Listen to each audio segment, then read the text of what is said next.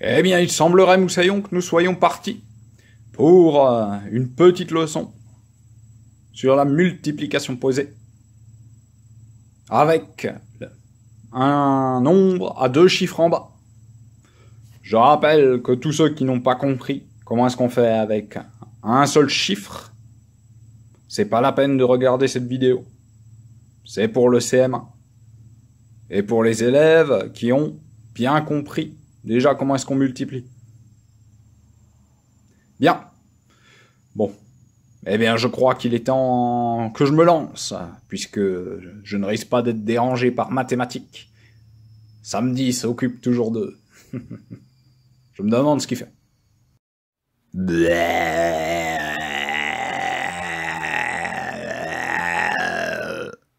Eh bien, allons-y, Moussaillon.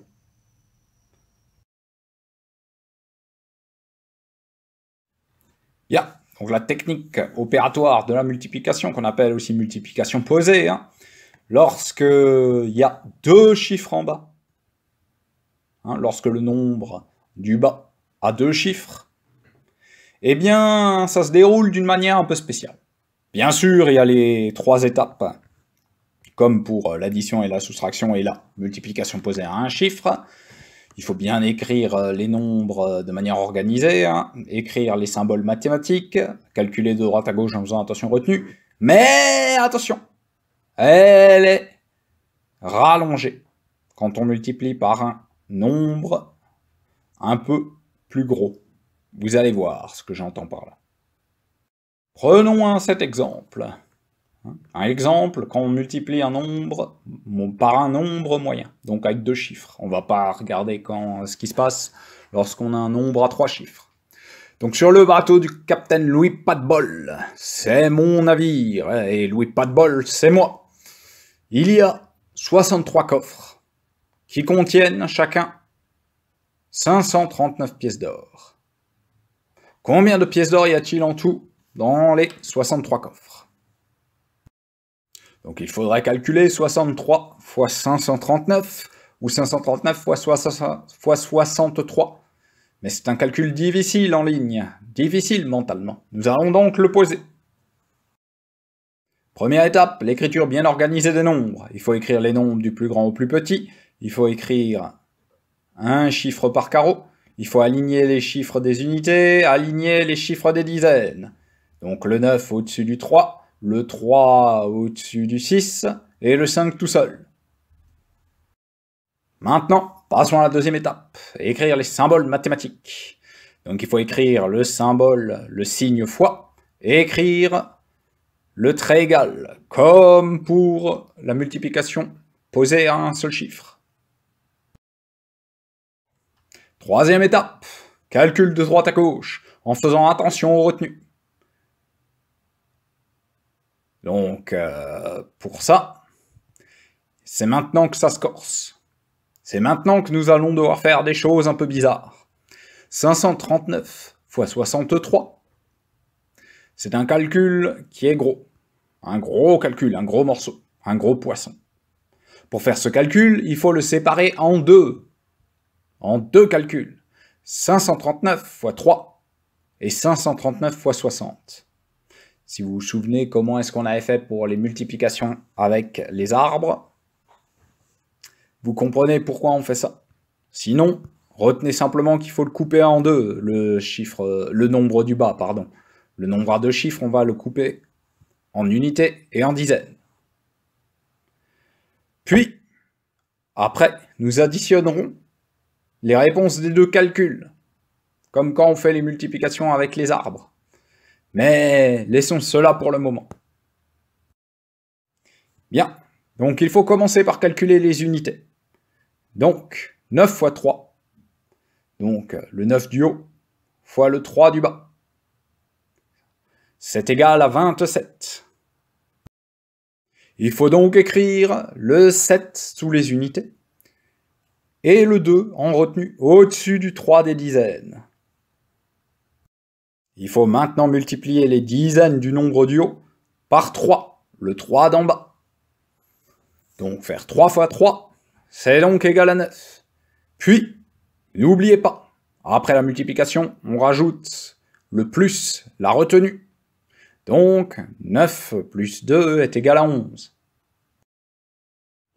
Il faut écrire le premier 1 sous les dizaines et écrire le second 1 en retenue, avec le petit plus, au-dessus des centaines du nombre du haut. Il faut maintenant multiplier les centaines du haut par 3, le 3 du bas. 3 fois 5 est égal à 15, puis il faut rajouter la retenue, plus 1. Donc 15 plus 1 est égal à 16. Parce que, règle mathématique, le fois d'abord, le plus ensuite. Il faut maintenant écrire le 6 sous les centaines et le 1 sous les unités de milliers. La première partie du calcul est terminée. 539 fois 3 est égal à 1617. Donc récapitulons. 539 fois 63, c'est ça notre calcul global. C'est ça ce qu'on veut faire. Mais pour faire ce calcul, on l'a séparé en deux.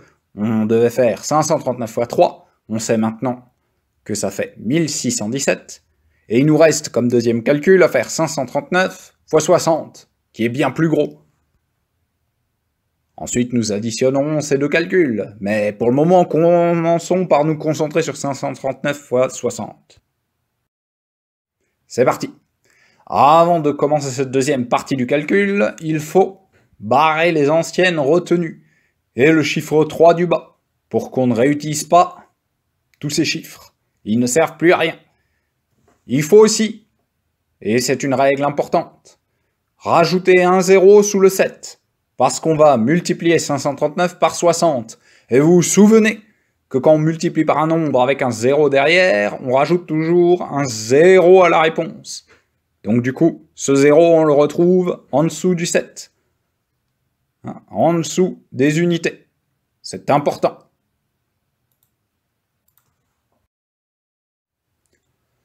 Continuons maintenant ce calcul en multipliant les unités du haut par les 6 dizaines du bas, puisque maintenant c'est ce qui nous manque. Donc 9 fois 6 dizaines, c'est égal à 54. Nous avons donc 54 dizaines.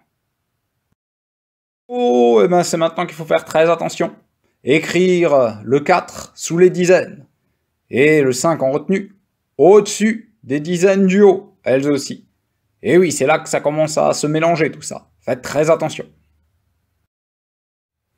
Maintenant, il faut multiplier les dizaines du haut par les 6 dizaines du bas.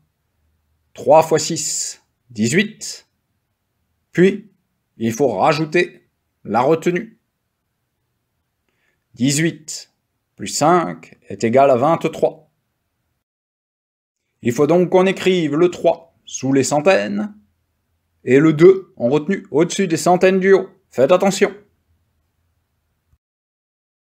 Il faut multiplier maintenant les centaines du haut par les dizaines du bas. Donc, 5 fois 6 dizaines. 5 centaines fois 6 dizaines. Et oui. C'est donc égal à 30. Il faut encore rajouter la retenue. 30 plus 2 est égal à 32. Nous allons donc écrire le 2 sous les unités de milliers et le 3 sous les dizaines de milliers. La deuxième partie du calcul est terminée. Ah là là, ça a été difficile, hein. 539 fois 60 est donc égal à 32 340. Récapitulons donc où nous en sommes. Nous devions faire au début ce calcul 539 fois 63. Ou plutôt 63 fois 539. Mais qu'importe. Pour faire ce calcul, nous l'avons séparé en deux. 539 fois 3, ce qui faisait 1617, et 539 fois 60, qui faisait 32 340. Il faut maintenant, enfin, que nous additionnions les réponses des deux calculs. Et pour ce faire, il faut donc poser en ça 1617 plus 32 340. Il faut écrire les symboles mathématiques qu'on a rajoutés, c'est-à-dire, regardez bien, le signe plus à côté de 32 340 et le trait égal juste en dessous. Il faut commencer par additionner les unités et les écrire en dessous des unités. 7 plus 0 est égal à 7. Il faut additionner les dizaines et les écrire en dessous des dizaines. 1 plus 4 est égal à 5. Il faut additionner les centaines et les écrire en dessous des centaines. 6 plus 3 est égal à 9. Il faut additionner maintenant les unités de milliers et les écrire en dessous des unités de milliers. 1 plus 2 est égal à 3. Il y a 3 dizaines de milliers à écrire sous les dizaines de milliers, puisqu'il n'y a rien plus 3. Donc la réponse de 539 fois 63 est 33 950. Il y a donc 33 950 pièces d'or dans les coffres de mon bateau. Vous vous rendez compte, les enfants? C'est immense! Eh bien, je crois que vous êtes prêts pour un exercice d'abordage. On y va. Posez le calcul et trouvez la réponse de 915 fois 27. On corrige. Attention, ça va être long, les enfants. 7 fois 5 est égal à 35. J'écris le 5 en bas des unités. Je mets le 3 au-dessus des dizaines. 1 fois 7 est égal à 7, plus 3 est égal à 10. 0 en bas des dizaines, 1 en retenue au-dessus des centaines.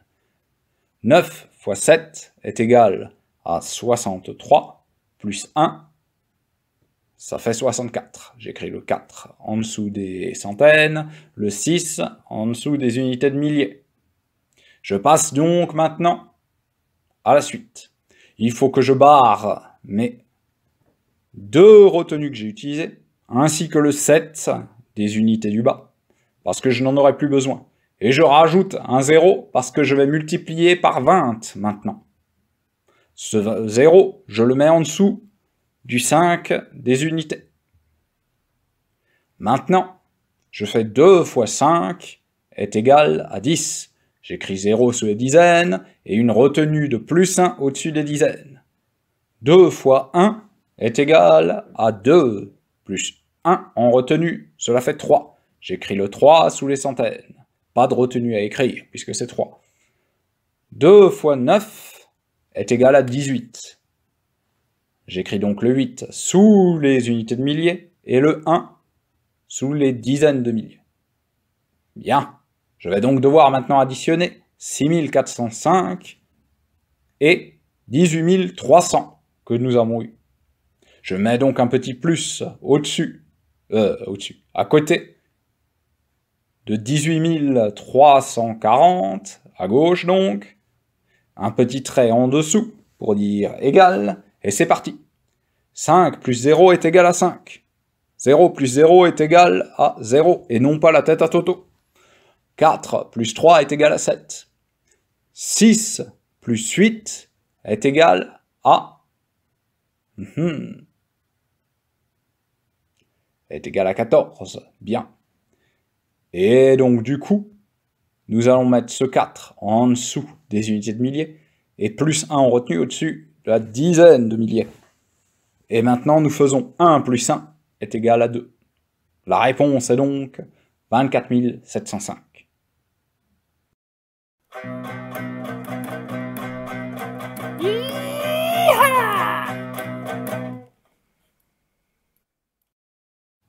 Eh bien voilà, c'est fini. Alors, les élèves qui n'ont pas tout à fait compris comment ça fonctionne avec ce nombre du bas, avec 2 chiffres, ce n'est pas très grave, vous aurez tout votre CM1 pour bien comprendre. C'est pour vous préparer que j'ai décidé de vous montrer déjà cette leçon, pour que vous soyez peut-être prêts un peu avant les autres. Si vous avez réussi à bien comprendre, et je pense que certains d'entre vous y sont parvenus, mes félicitations. Au revoir et à bientôt.